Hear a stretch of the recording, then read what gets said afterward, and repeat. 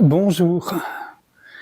Aujourd'hui, je vais aborder un thème qui pourra sembler étrange ou paradoxal, que je vais intituler, je pense, ne pas s'enfermer dans l'ouverture. Voilà. Et que j'aurais aussi pu intituler ne pas non plus s'enfermer dans la fermeture. Alors la fermeture, c'est quand moi, l'ego, refuse de lâcher l'affaire. Il veut garder le gouvernail, même si le bateau est en train de couler. Il refuse de se laisser aller dans l'océan de la vie, parce que cet océan, c'est un océan d'incertitude. Et moi, a peur, il est plus qu'effrayé par l'incertitude. Il veut des garanties. Il veut être sûr de rester le capitaine du vaisseau. Alors il veut bien quelques concessions. Ok, je vais m'asseoir, méditer, mais je veux profiter des fruits de la méditation. Je veux profiter des fruits de la méditation. Or, précisément, la méditation, en tout cas l'ouverture, pas la méditation en tant que pratique, mais en tant qu'état d'être, c'est l'abolition de moi-je, qu'elle soit provisoire ou durable. C'est l'abolition de moi-je, donc il n'est plus le capitaine. Il l'a jamais été en réalité. On fait comme si on voulait bien le croire, même si je crois que intuitivement on sait tous que c'est pas le capitaine, que le capitaine, alors selon où on en est dans notre réflexion de la chose, on va penser que c'est le divin, la source, Dieu, ou l'intelligence de vie, la conscience, peu importe. On sent bien que c'est pas moi, qui maîtrise, qui choisit, il a un rôle à jouer certes, mais il n'est pas capitaine. En réalité, son seul rôle à jouer, selon moi en tout cas, c'est d'être fonctionnel dans le monde. C'est-à-dire sans attributs psychologiques, etc. Ce qui ne signifie pas pour autant qu'il n'a pas des qualités absolument singulières ou des attributs absolument singuliers. Ces qualités peuvent être des défauts aux yeux d'autrui. C'est ce qui donne la couleur, le parfum à cette individualité-là, même si elle n'est plus habitée psychologiquement. Vous voyez, s'il n'y a plus la présence qui s'implique dans moi, J'espère que c'est clair, tout ça. Et donc, pourquoi ne pas s'enfermer dans l'ouverture? Parce qu'en général, quand on commence à découvrir l'ouverture, et pour certains, c'est pendant des années, des décennies, c'est tellement chouette d'être ouvert, d'être dans l'ouverture. Quand on est ouverture, le problème se pose plus.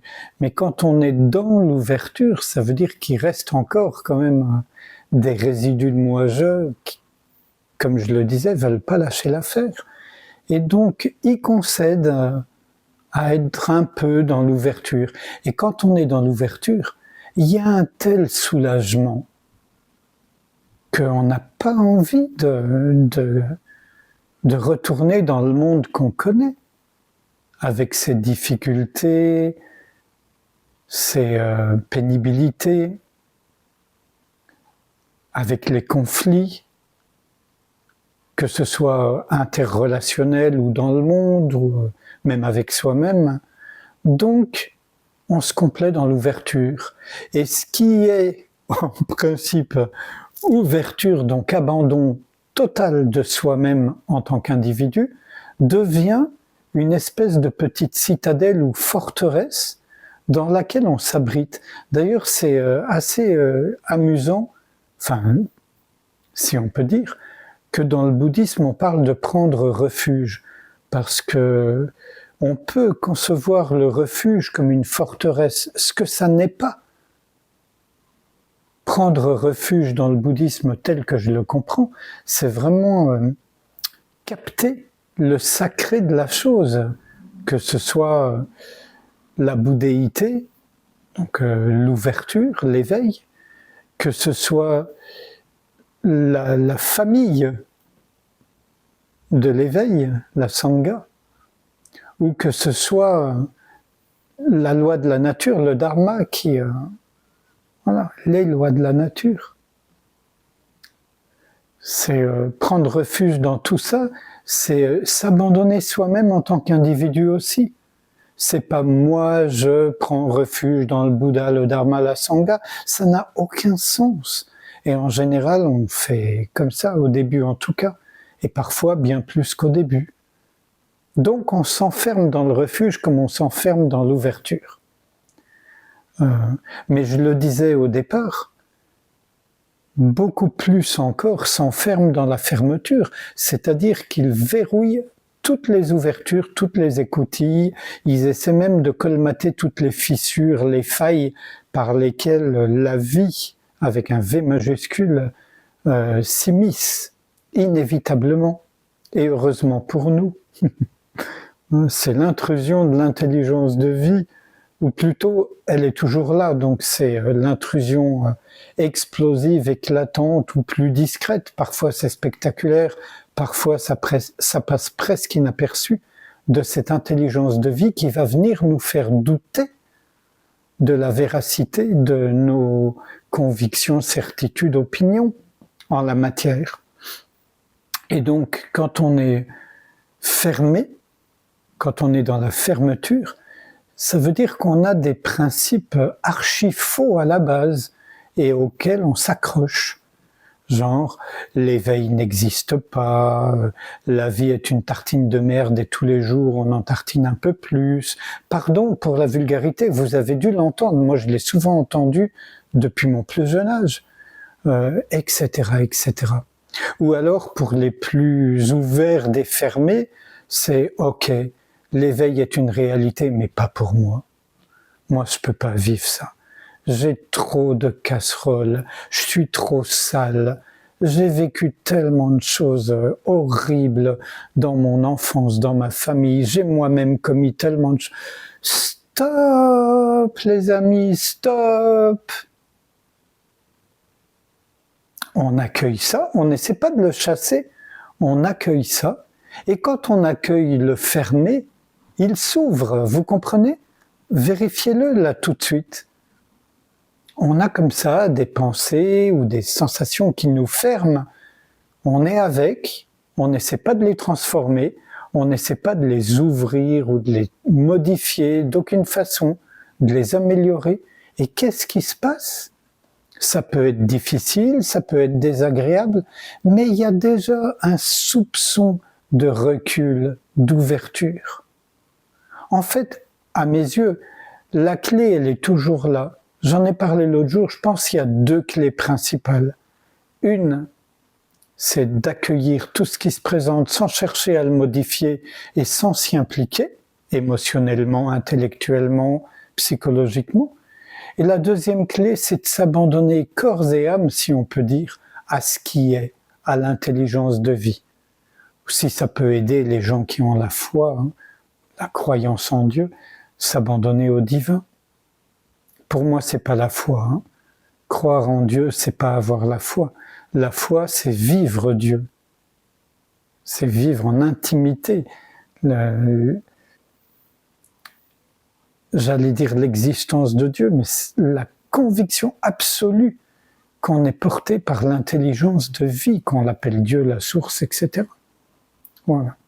Encore une fois, j'ai beaucoup parlé, donc je vous invite, comme je m'invite, parce que c'est tout au long de notre vie, en fait, que même si on est ouverture, bien que ça change de degré quand on est ouverture, mais si on est dans l'ouverture, par moments, ça peut être réconfortant de s'y installer un peu. On a besoin de souffler, de récupérer, de penser nos plaies. Mais une fois que c'est fait, il faut à nouveau se remettre en danger d'une certaine manière, c'est-à-dire s'ouvrir à ce qui est à l'intérieur comme à l'extérieur, si tant est qu'il y ait un extérieur ou que ce soit, et un intérieur. Il y a ce qui est. Et donc on s'ouvre à ce qui est. Parfois ça peut sembler faire mal, mais ça ne fait mal qu'à moi-je. Donc on est dans l'ouverture, moi-je, il s'évapore. Il ne peut pas subsister dans l'ouverture. Par contre, on va le voir se pointer dans l'ouverture. Et si on ne l'alimente pas, on va le voir tout aussi vite disparaître. On peut faire ciao. J'ai bien assez parlé cette fois. Je vous propose qu'on passe un instant ensemble en silence, sans rien faire, sans rien chercher, sans rien éviter. Juste être ouverture ou être dans l'ouverture.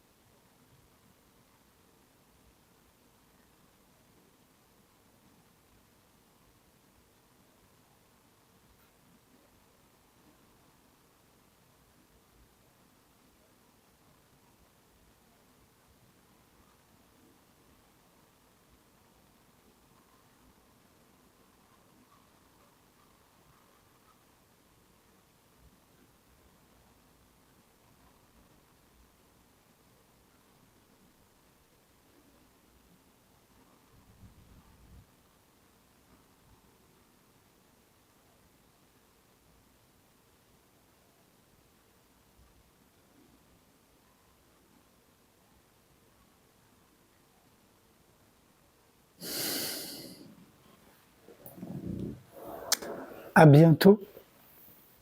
Merci.